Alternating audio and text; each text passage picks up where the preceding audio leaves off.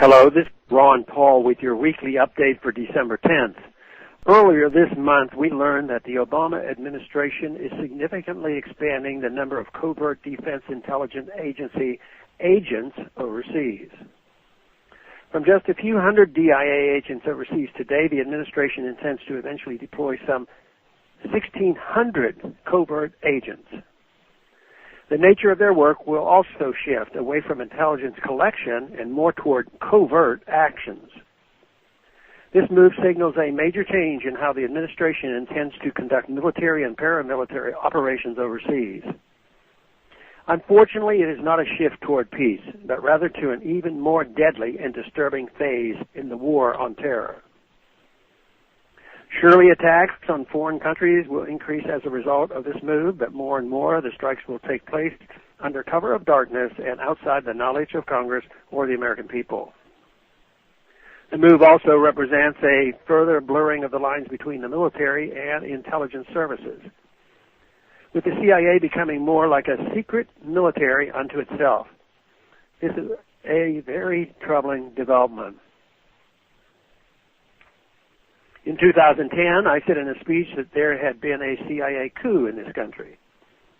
The CIA runs the military, the drone program, and they are in drug trafficking. The CIA is a secretive government all of its own. With this new expanded defense intelligence agencies present overseas, it will be even worse.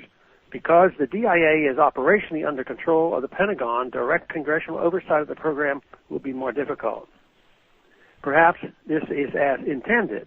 The CIA will be training the DIA in its facilities to conduct operations overseas. Much of this will include developing targeted data for the President's expanding drone warfare program.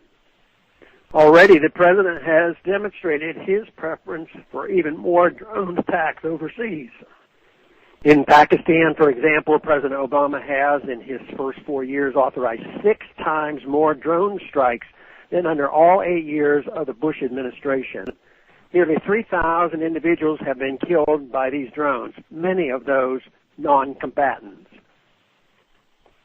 President Obama said recently of Israel's strikes against the Palestinians in Gaza, quote, "No country on earth would tolerate missiles raining down on its citizens from outside its borders," close quote.